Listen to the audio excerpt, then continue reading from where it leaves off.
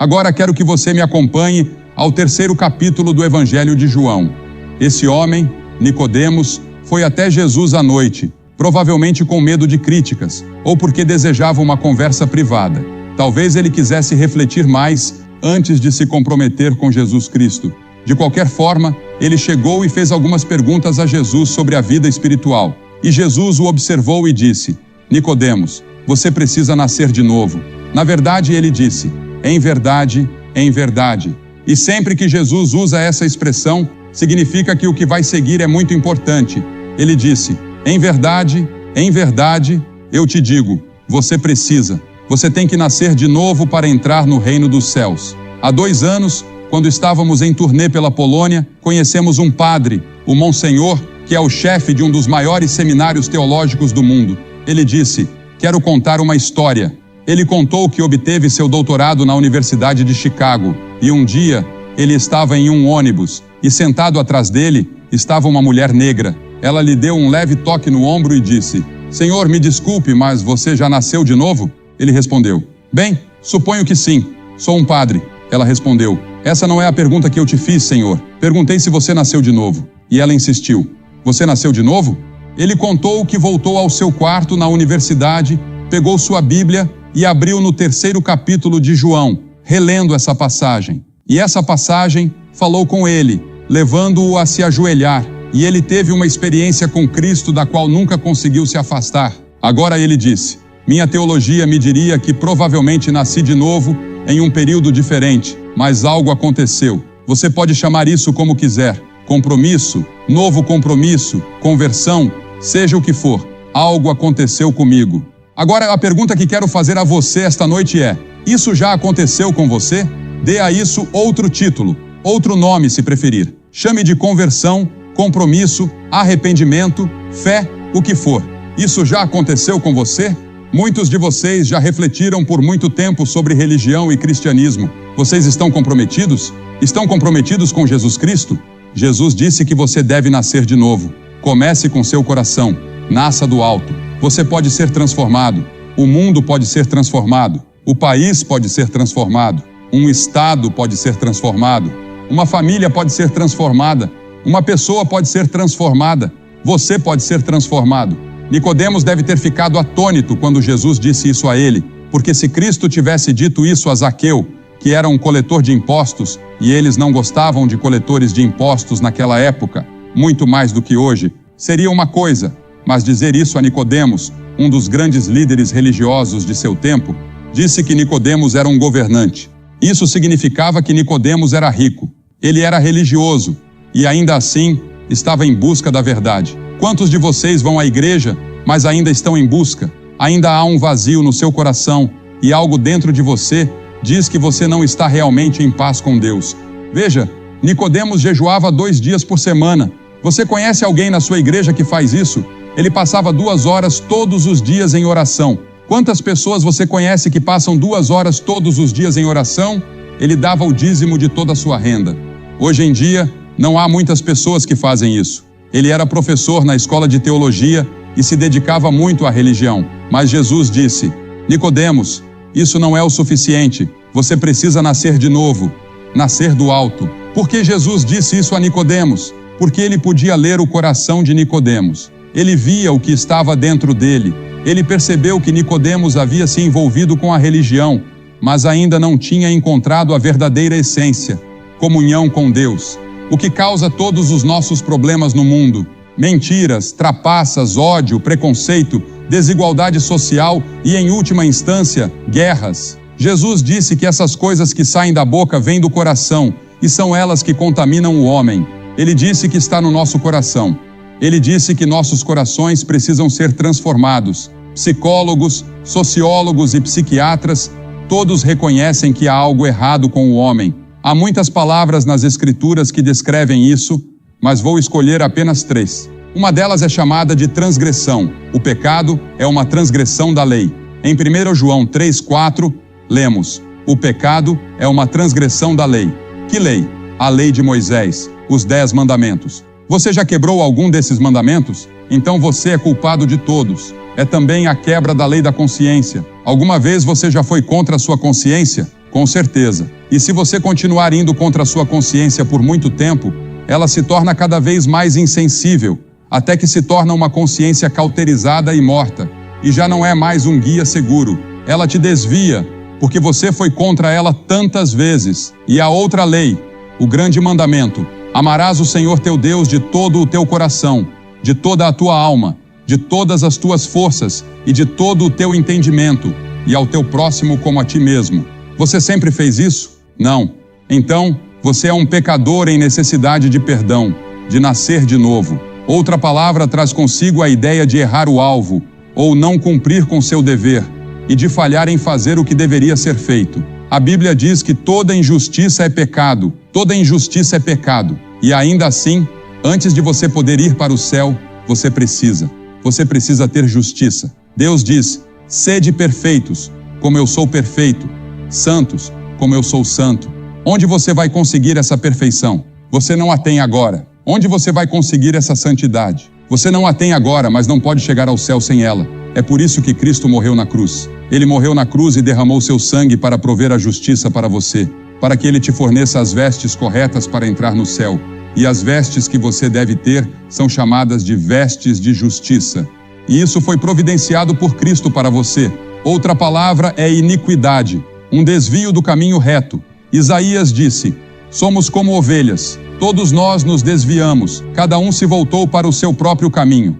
Agora, aqui em Idaho, sei que este é um estado de ovelhas, talvez o estado das ovelhas nos Estados Unidos. Ainda não vi cabras por aqui, mas talvez vocês tenham cabras também. Na Nova Zelândia, eles cruzam ovelhas e cabras e as chamam de jeeps. Isso é verdade. Quando estávamos na Nova Zelândia, não pude deixar de me surpreender com o que estavam fazendo.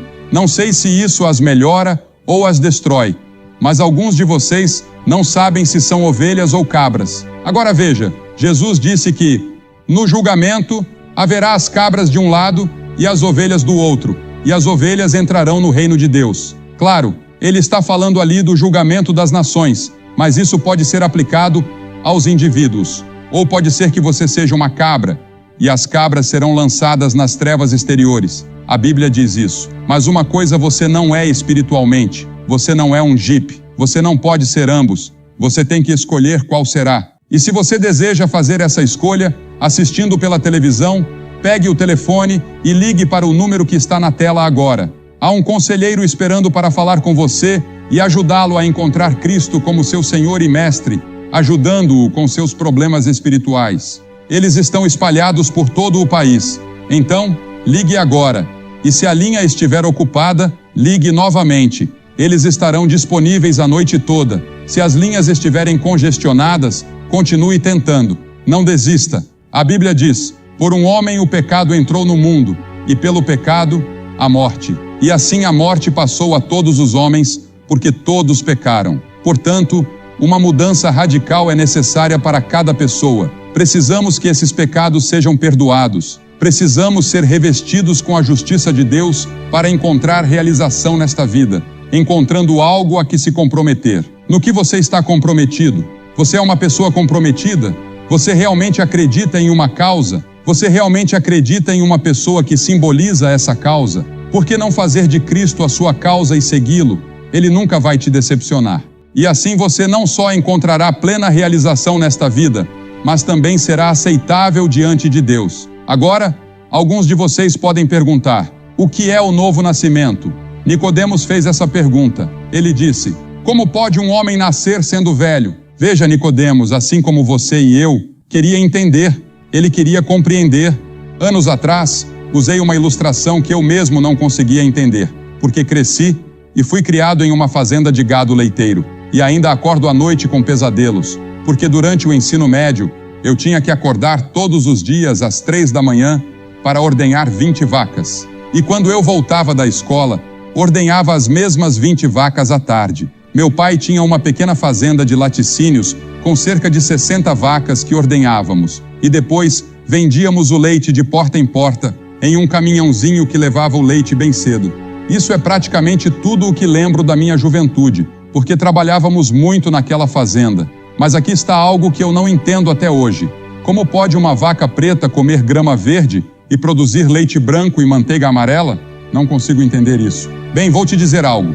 Porque eu não entendo isso. Nunca mais vou beber leite. Eu preciso entender antes de poder tomar leite. Quase parei de beber leite quando a vaca pisou no balde, e nós simplesmente continuamos a ordenha. Eu também não entendo televisão em cores. Você sabia que sou tão velho que lembro de quando não havia televisão? Quando eu conto isso para um dos meus netos, eles me olham como se eu tivesse saído da arca. Lembro de quando nem rádio tínhamos. Na verdade, lembro da primeira estação que entrou no ar, a KDKA, em Pittsburgh. E meu pai tinha um antigo rádio de cristal. Ele disse: "Acho que conseguimos. Temos os fones de ouvido." E todos nós ficávamos ao redor, tentando ouvir. Era a única estação no ar nos Estados Unidos. É assim que sou velho. Bem, você não consegue imaginar um mundo sem estradas pavimentadas. Você deveria ter visto os 2 sulcos na frente da nossa casa que levavam até a cidade. Havia apenas 2 ruas pavimentadas em toda a cidade. Agora, suponha que eu diga, porque eu não entendo como a televisão funciona, como alguém pode estar em Roma, Nova York ou Jerusalém, e eu consigo vê-lo instantaneamente na minha tela. Eu vou parar de assistir e aperto o botão para desligar. Tenho que entender primeiro. Por quê? Você diria que eu estou louco. Bem, claro que eu não entendo esses computadores. Eu não entendo todas essas coisas que estão desenvolvendo. Toda essa era científica passou por mim. Nós não estudávamos isso na escola em que eu fui, mas eu aceito pela fé. Veja, Nicodemos só conseguia enxergar o físico e o material, e Jesus estava falando sobre o espiritual. Jesus disse: "Você deve nascer de novo." Quando ele disse isso, ele não quis dizer que você pode herdar isso. Você não pode herdar isso. Os quais não nasceram do sangue, nem da vontade da carne, nem da vontade do homem, mas de Deus. Seu pai e sua mãe podem ser os maiores cristãos nascidos de novo no mundo, mas isso não faz de você um cristão nascido de novo. Eu posso nascer em uma garagem, mas isso não faz de mim um carro. E há muitas pessoas que têm a ideia de que, porque nasceram em um lar cristão, automaticamente são cristãs, mas você não é. E você não pode alcançar isso por si só, não por obras de justiça que fizemos, mas segundo a sua misericórdia. Ele nos salvou pelo lavar da regeneração e da renovação do Espírito Santo. Além disso, reforma pessoal não é suficiente. Você pode se reformar e dizer: "Vou mudar", fazer resoluções de ano novo e tudo mais. Isaías disse: "Todas as nossas justiças são como trapos imundos aos olhos de Deus." Se você pegar um porco, levá-lo para a sala de estar e para o banheiro, dar-lhe um bom banho, lavá-lo com Chanel número 5, colocar um laço no pescoço e trazê-lo para a sala, você diria: "Agora eu tenho um novo porco. Ele se transformou em um verdadeiro cavalheiro. Olhe para ele ali sentado." Mas se você abrir a porta e deixar o porco sair, veja para onde ele vai. O coração dele não foi transformado, apenas o exterior foi mudado. E assim é com alguns de nós. Mudamos um pouco o exterior para nos conformar a certos padrões sociais ou coisas que são esperadas de nós em nossas igrejas, mas lá no fundo, nunca fomos transformados. É disso que Jesus estava falando com Nicodemos. Ele disse: "Nicodemos, você precisa de uma mudança interior, e só o Espírito Santo pode fazer isso. Você deve nascer do alto. Isso é um ato sobrenatural de Deus. O Espírito Santo te convence do pecado, te incomoda com o fato de que você pecou contra Deus. E em segundo lugar, o Espírito Santo te regenera. É nesse momento que você nasce de novo. Então, o Espírito Santo vem habitar em seu coração para te ajudar na sua vida diária. Você não sai daqui sozinho, sem ajuda. O Espírito de Deus vai com você a partir de agora para te dar segurança, alegria, produzir frutos em sua vida e te ensinar as Escrituras. Você não pode se reformar, isso não é suficiente. E você não pode apenas imitar. Muitas pessoas tentam imitar Cristo. Há um livro que Sheldon escreveu chamado Em Seus Passos. E as pessoas pensavam que tudo o que precisavam fazer era tentar seguir Jesus e fazer as coisas que ele fez para chegar ao céu. Mas você não consegue fazer isso. Nós não conseguimos viver à altura do Sermão da Montanha. Tente viver literalmente de acordo com o Sermão da Montanha. Você não consegue. Você não tem esse tipo de força espiritual.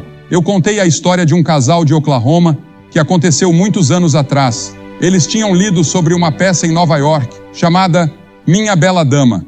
Eles contaram a todos que iam a Nova York para assistir Minha Bela Dama. O que eles não sabiam era que a peça estava esgotada com 4 ou 5 meses de antecedência. Quando chegaram lá, Não conseguiram comprar ingressos. Então, eles pensaram: o que vamos fazer? Nossos amigos de casa vão pensar que vimos Minha Bela Dama. Vamos ficar envergonhados. Então tiveram uma ideia. Foram até uma livraria e compraram um daqueles livros que custavam $1 e que contavam tudo sobre a peça. Depois, ficaram esperando até as pessoas começarem a sair do teatro. Viram algumas delas jogando fora seus ingressos cortados ao meio. Então, eles pegaram alguns ingressos do chão, começaram a cantarolar e cantar músicas como I Could Have Danced All Night ou On the Street Where She Lives, algumas das canções de Minha Bela Dama. Quando voltaram para casa, estavam cantarolando as músicas. Tinham o livro que falava sobre a peça e os ingressos. E todos pensaram que eles realmente tinham assistido a Minha Bela Dama. E é assim que muitos de nós somos. Sabemos a linguagem religiosa, cantamos as músicas e até oramos. Mas a única coisa é que você ainda não foi aos pés da cruz e nasceu de novo. Essa é a mensagem que Jesus estava tentando passar a esse líder religioso. Nascer de novo significa, como está escrito em Ezequiel 36, também vos darei um novo coração e porei dentro de vós um novo espírito. Em Romanos, Paulo fala disso como estar vivo dentre os mortos. Em 2 Coríntios, ele chama isso de ser uma nova criação. As coisas velhas passaram, eis que tudo se fez novo.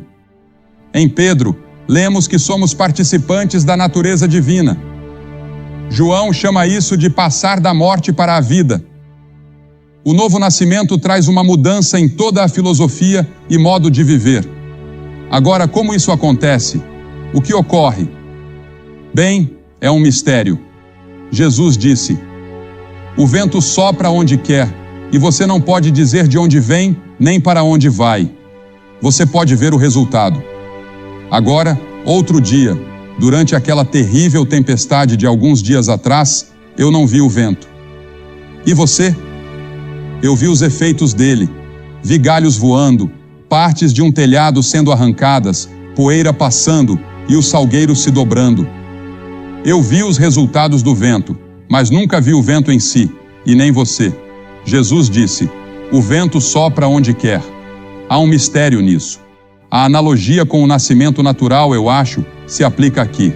Veja, o nascimento natural começa no momento da concepção. Depois, aos 9 meses de gestação. E então, o nascimento propriamente dito. Agora, você pode estar em uma dessas fases hoje à noite. Talvez este seja o momento de concepção para você. Talvez você esteja em outra fase de gestação, ou talvez este seja o momento do nascimento. Somente o Espírito Santo pode responder a essa pergunta. Esse é o mistério. É um mistério que eu não posso te explicar, e Jesus não tentou explicá-lo a Nicodemos. É por isso que precisamos vir a Cristo pela fé. Nós nunca entenderemos completamente. Nossas mentes finitas não podem compreender o infinito. Nossas mentes limitadas não podem entender o Deus Todo-Poderoso. Nós viemos com fé simples, como a de uma criança, e colocamos nossa confiança em Jesus Cristo. E quando você faz isso, você nasce de novo. Mas acontece assim: primeiro, deve haver a recepção da palavra de Deus. E eu acredito que isso é a concepção, como está escrito em 1 Pedro 1,23. Sendo de novo gerados, não de semente corruptível, mas da incorruptível, pela palavra de Deus, que vive e permanece para sempre. E em Romanos 10, lemos que a fé vem pelo ouvir, e o ouvir pela palavra de Deus. Agora, esta noite, você está ouvindo, e está ouvindo a palavra de Deus. Esse é o primeiro passo. Agradou a Deus, pela loucura da pregação, salvar os que creem. Pode parecer tolo que homens se levantem e usem palavras tiradas da Bíblia, e que essas palavras tenham o poder de penetrar seu coração e mudar sua vida. Mas elas têm, porque é a santa palavra de Deus. Este não é um livro comum. Esta é uma palavra viva. E então há o trabalho do Espírito Santo, como já expliquei. Ele nos convence. E quando ele vier, convencerá o mundo do pecado, da justiça e do juízo. Depois, ele passa a habitar em nós. Ele nos transforma, muda nossas vontades, nossos afetos, nossos objetivos de vida, nossa disposição. Ele nos dá um novo propósito e novos objetivos. As coisas velhas passam e tudo se faz novo. E então Ele habita em nós. Não sabeis vós que sois templo de Deus e que o Espírito de Deus habita em vós? O Espírito Santo de Deus vive em você? Se há alguma dúvida sobre isso, pegue o telefone. Se você está assistindo pela televisão, ligue para esse número e um conselheiro estará disponível para ajudar você a garantir que nasceu de novo. Lembra-se da história de Naamã na Bíblia? Naamã era o comandante em chefe de todos os exércitos da Síria. E a Síria, assim como hoje, estava muito em foco. Ele era o comandante em chefe e tinha tudo. O rei o honrava. Mas Naamã era leproso e ele sabia que, em pouco tempo, seria expulso do exército. Ele seria apenas uma pessoa andando por aí com um sino dizendo: mantenham-se afastados, eu sou um leproso. Naamã ouviu uma pequena escrava israelita falar sobre um homem maravilhoso que poderia curá-lo em Israel. Ele foi até o rei da Síria, que lhe disse: se há alguém em Israel que pode curá-lo, por favor, vá. E Naamã foi. Depois de passar por várias experiências, ele finalmente chegou ao profeta. O profeta então disse: vá ao rio Jordão e mergulhe 7 vezes, e na 7ª vez você será curado. O profeta nem mesmo saiu para falar com o general pessoalmente. Naamã estava lá com todo o seu uniforme e seus homens, mas o profeta apenas enviou um servo para lhe dar a mensagem, enquanto ele permanecia em algum lugar na cozinha.